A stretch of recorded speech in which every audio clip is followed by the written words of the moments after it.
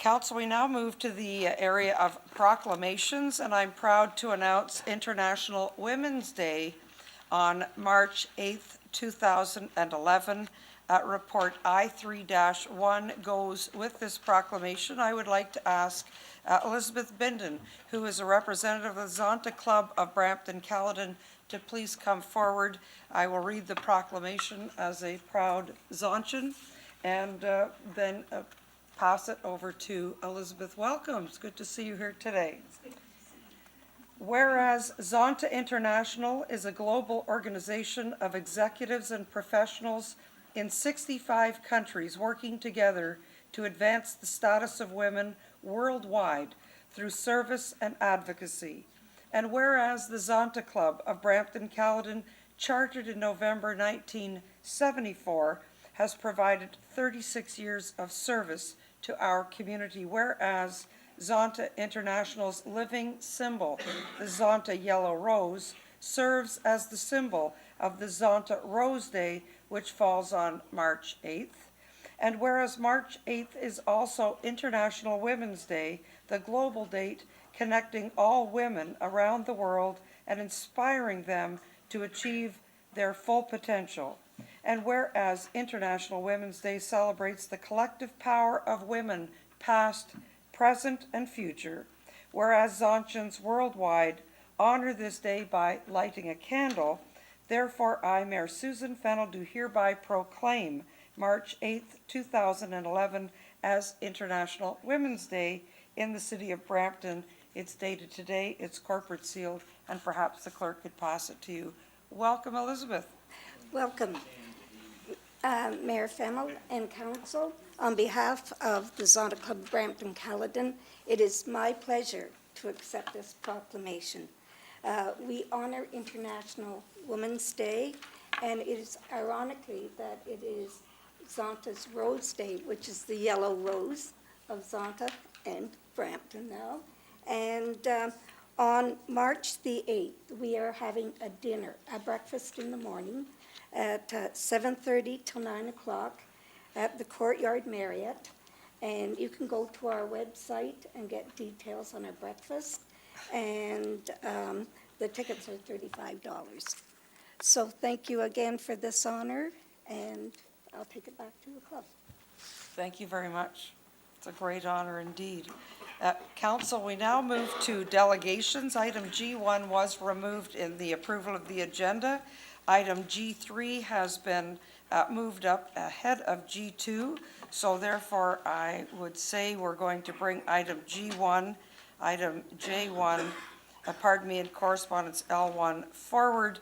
And Councillor Pleshy, as Chair of Planning, do you want us to go straight to listening to the delegations? Is there a motion for that report? Or I guess it's part of planning minutes, correct? So yeah, we should just hear the delegations at this point? Okay. We have 3 delegations to this particular item. This is an application to amend the official plan and zoning bylaw, Gagnon Law Urban Planners and Medallion Developments, 64 and 70 Bramley Road, that is just north of Steeles on the west side of Bramley Road. Speaking to this item are Ms. Shirley Franklin, who is a Brampton resident, if you'd like to come forward at this time, and Stephen D'Agostino, who is representing the applicant, I believe. You're representing the applicant, and Mr. Davis representing the applicant? I'm not here for the applicant, I'm here for Park. Oh, you're representing a neighbor? Yes, okay. Davis is here for the applicant. Okay. So, is Ms. Franklin here with us? Okay. Well, maybe she'll come before it's over, and her name is certainly here. Stephen D'Agostino, I'm sorry, I put my glasses back on. You're here representing Parpak, who is a neighbor. That's correct, Madam Mayor. An exceptional company in our city. We're very proud of Parpak. Madam Mayor, members of council, as you know, Parpak is a long-standing contributor to this community with 430 employees active in the plant. They have had, as you know, land use challenges over the years, given the nature of their heavy industrial use at this particular location and the creeping residential which has surrounded them over time. It's interesting to note historically that at the end of the 90s, Parpac actually asked to have its land converted to residential, but the council of the day deemed it appropriate to maintain the industrial use. Parpac did what any good industrialist would do. They then maximized their facilities. They're producing plastic product at the plant today, and they are very much a going concern. To put Parpac's operation in context, Madam Mayor, members of council, under the Minister of the Environment's D-Series guidelines, compatibility guidelines, which you may have heard of from time to time, this would be a Type 2 use. And what the Minister of the Environment says in its guideline is when you have a residential industrial interface and you're dealing with a Class 2 use, there should be a 70-meter buffer between those uses. And as council will know from the staff report, in this instance, there is no buffer. The residential use is immediately adjacent to Parpac's land, and no intervening buffer. And as I read the staff report and as I understand Medallion's proposal, there is no mitigation proposed on the Medallion site. My purpose here, Madam Mayor, is not to ask council to turn this application down, or rather to ask the Ontario Municipal Board to turn it down, because as you know, this applicant has decided to take it out of your hands and go to the Ontario Municipal Board. A pre-hearing date has been set for the 20th of April, which is some months off, and so there's no urgency in this particular matter. So my purpose, Madam Mayor, is to say to council, with respect to my client's concern, which I'll bring to you a little bit more specifically in a moment, but I want you to understand my request. My request is simply that you adjourn this matter for one council cycle, perhaps 2 council cycles, to allow the proponent time to come back to city staff and to my client Parpac and demonstrate that in fact they do meet the Ministry of the Environment's rigorous land use compatibility guidelines, that it does meet the intention of the province of Ontario through the provincial policy statement, which, as you know, has very serious policies requiring the protection of employment lands, but most importantly, Madam Mayor, your official plan. Your official plan has 2 policies which I'd like to draw to your attention. Policy 4.3.2.17, which I'll read in part. It says that the city shall deny applications for the development of residential and other sensitive land uses within and adjacent to designated industrial areas if such approval would result in these industrial uses ceasing to be in compliance with all pertinent standards or would inhibit development of designated industrial lands for the purposes permitted by the plan. So let me just stop there for a second, Madam Mayor, and just parse that for you. You are directed by your official plan to not permit development to go ahead if it puts an industrial use out of compliance or inhibits the future of that industrial use. And in fact, that's what's happening today. Parpac's acoustic engineer has advised me that if this new development goes ahead, Parpac's certificate of approval with respect to noise will go out of compliance.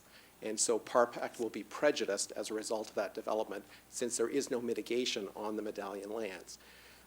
The second policy that I'd like to bring to your attention is 4.3.2.19, which is a design policy. And it simply says that the city, in assessing situations which would create an interface between industrial and residential or other sensitive land uses, give due regard to the minimization of environmental, noise, pollution, and visual impacts in accordance with the urban design and natural heritage and environmental management sections of this plan. Again, Madam Mayor, as I look at the reports before you, I see no indication at all that in fact that these design criteria have been followed in order to implement your official plan in order to protect Parpac's use. Members of council who were present at the committee meeting will recall that the public was present expressing concern with this development, and some concern was also expressed at that meeting with respect to the existing industrial development.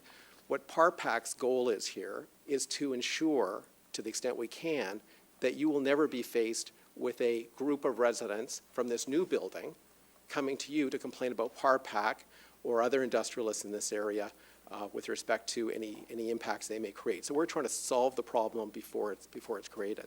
So with that in mind, Madam Mayor, my request again is simply that council adjourn this matter for one council cycle, perhaps 2 council cycles if that's council's intention, to allow this proponent to do what's necessary to demonstrate to you through your staff that in fact they have complied with your official plan with respect to these very important land use compatibility rules in your official plan.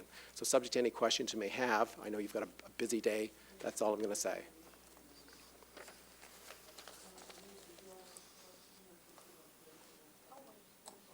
Thank you.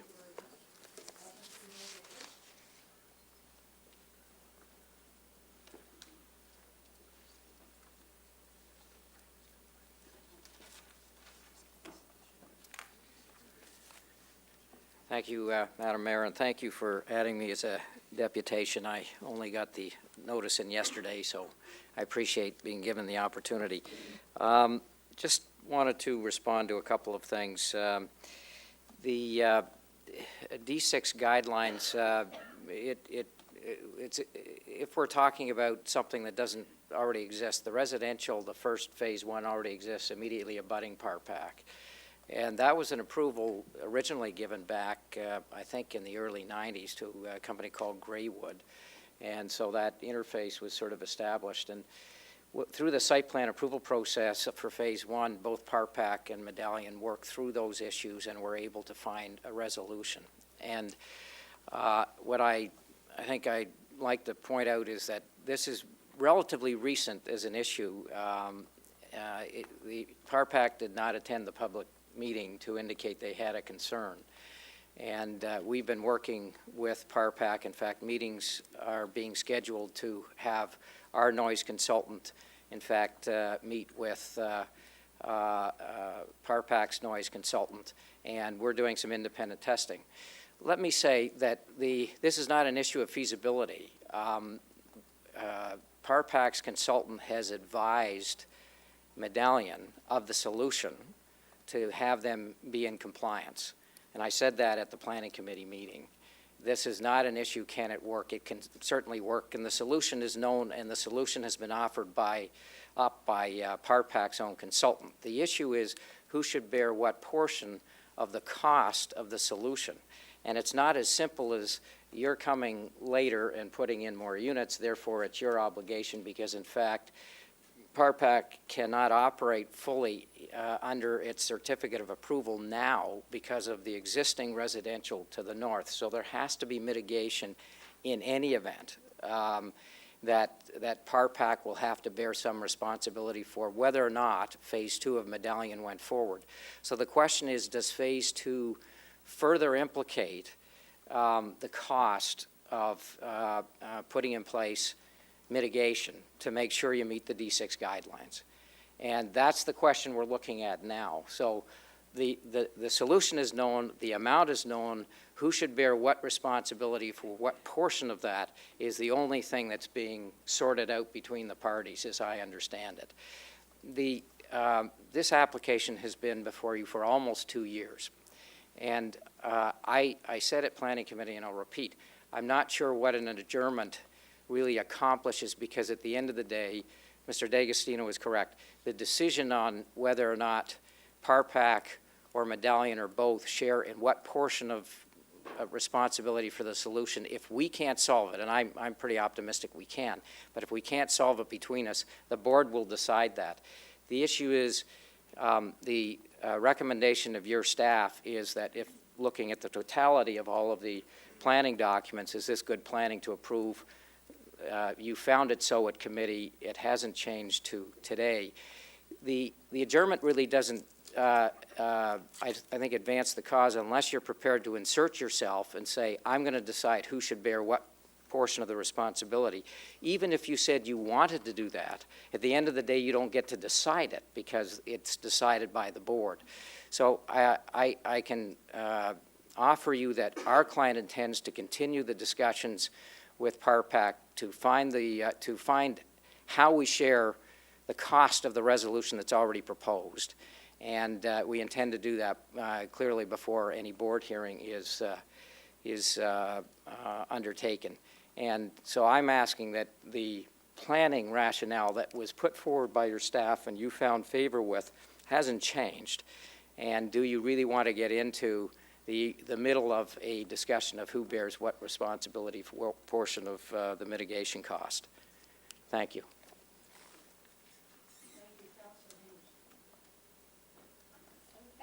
Yeah. I'm interested in what the previous delegation said about our plan, the 4.3 point something, two of them, 4.3.217.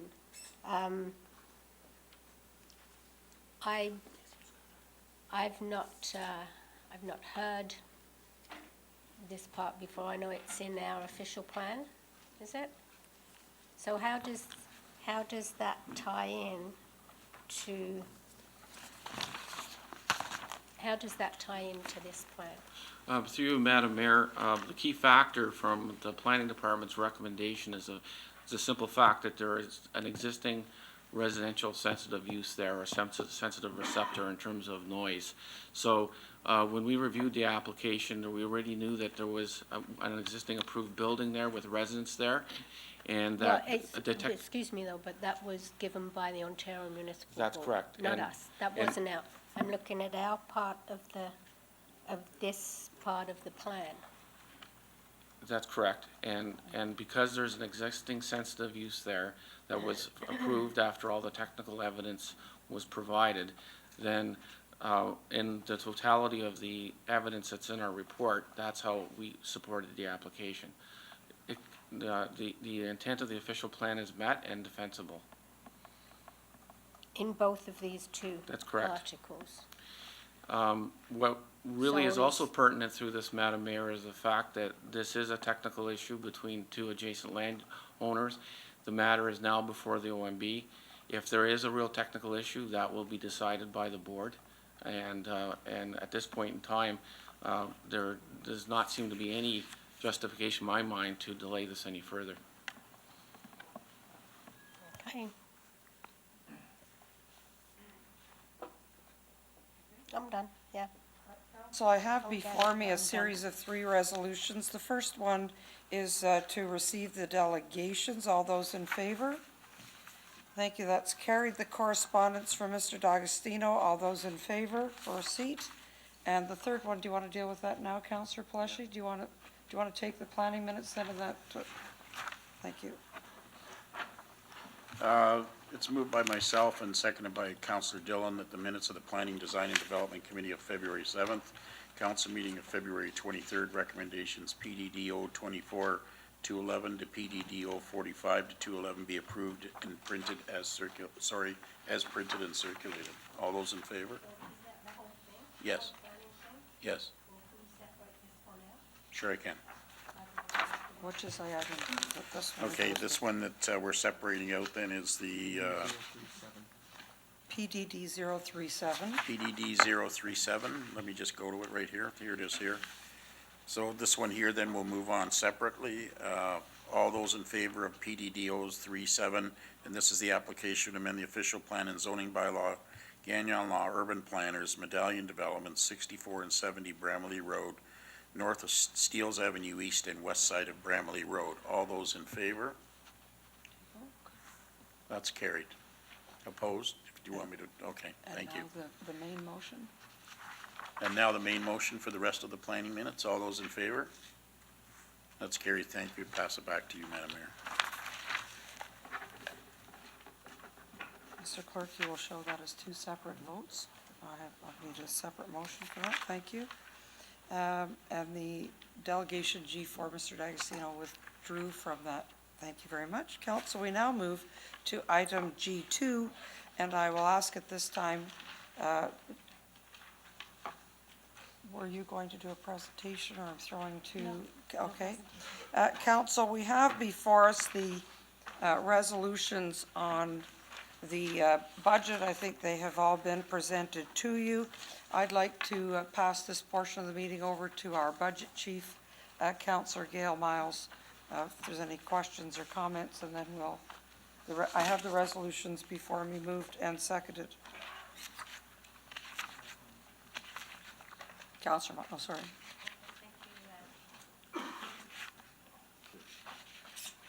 Trying to get my mic, is my mic on? It is on, okay, good. Well, thank you very much, Madam Mayor. I do have some brief comments that I would like to make. in regards to the process that we've gone through. As Chair of Budget Committee, I'm pleased to ask Council to approve the 2011 city budget, which was recommended by Budget Committee following our meetings last week. All meetings of the Budget Committee were advertised and in the public forum.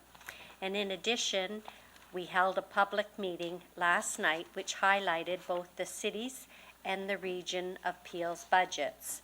Approximately 25 members of the public were in attendance with questions ranging from the proposed transit increase to the need for an integrity commissioner. All in all, the information was well received and appreciated by those in attendance. In Brampton, there's only one taxpayer and 2 levels of municipal government. The projected impact on the mill rate this year with the city and the region's budget is equal to that of inflation at 2.2%. In our discussions during the process, we talked about how 2011 will be another year of restraint as our local economy and families continue to feel the effects of the economic downturn. Recovery is underway, but not yet complete. The city has not been immune to the economic turmoil. Our finances and sources of revenue, including our investment income and development charge activity, all continue to be impacted. Once again, we have tried to insulate our taxpayers as much as possible while striking a balance between the demand for city services and the cost of providing those services to our community. We will continue to provide the core programs and services that meet the expectations of our residents. We are also deferring spending, where we can, to future years and making prudent use of reserve funds while still investing in public priorities. These include supporting environmental stewardship through transit with the continued implementation of Zoom, our bus rapid transit system, by promoting active living for our residents by providing a greater recreational opportunities, including opening our new Mount Pleasant Library and community facility, by recognizing the contribution of our seniors through the new Ride for a Loonie reduced transit fare, and by addressing our aging infrastructure through a dedicated 1% levy for capital asset repair and replacement. With these priorities in mind, transit bus operations is the only area to see a significant permanent staffing increase through this budget, with only minimal additions elsewhere. Your Budget Committee believes that through this budget, we have been able to strike the proper balance between controlling spending and limiting tax increases and still meet the needs of our community. I would like to first commend the city manager and senior management team, along with all staff who contributed to this process, for doing an outstanding job. I would also like to recognize and thank all members of council for their support throughout the budget process. I think we had healthy debate. We had the opportunity to raise questions and have those questions answered throughout the process, and I was very pleased at the end of the day that we had a unanimous vote taking this budget forward to today's meeting. I urge all members of council to show your support through unanimous approval of this budget, and I would ask for a recorded vote, Madam Mayor. Did you want to take the speakers from there, or do you want me, I'm going to take the motions from here. I have all the motions before me. Councillor Callahan. Madam Mayor, I'd like to congratulate Councillor Miles. She did a good job on the budget.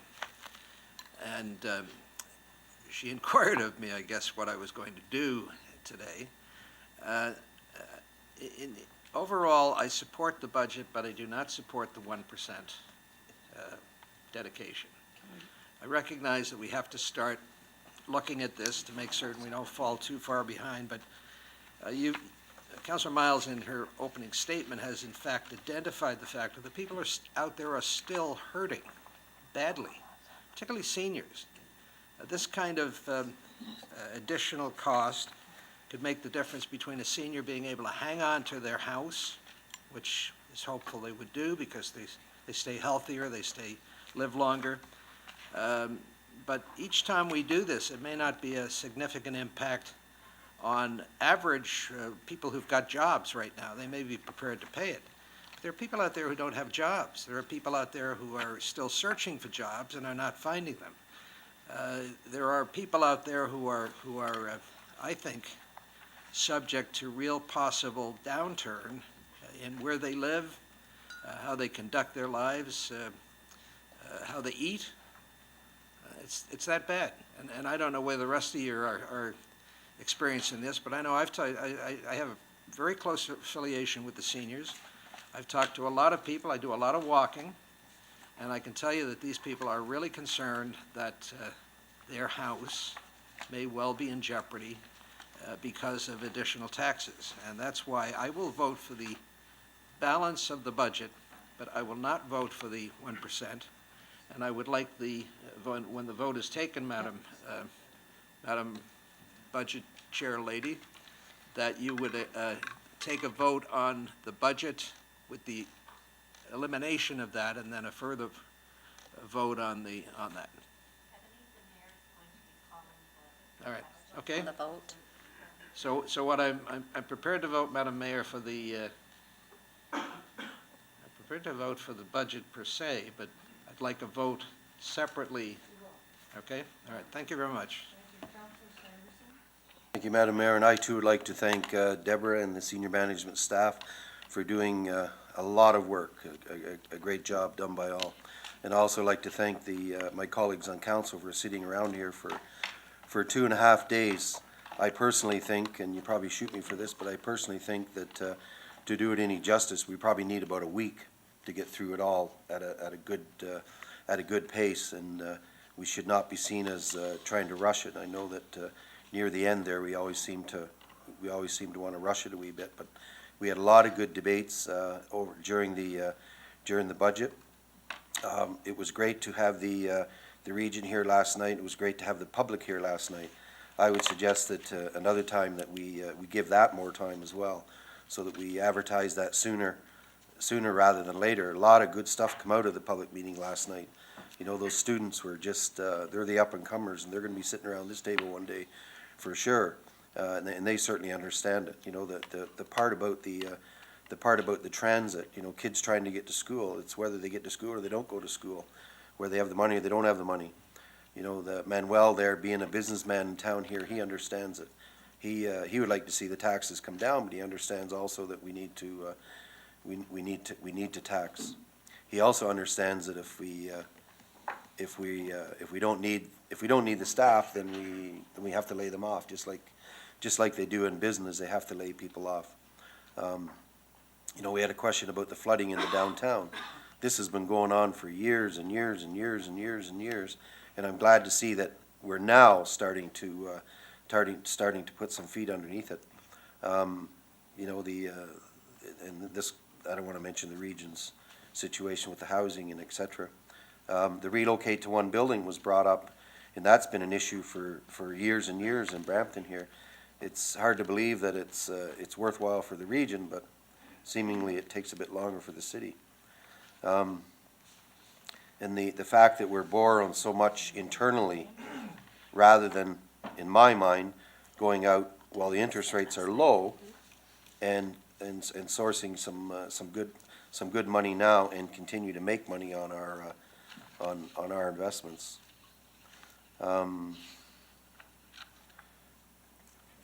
And one of the students mentioned there that, I shouldn't say student, one of the young people mentioned that we should slow down and let's catch up. I understand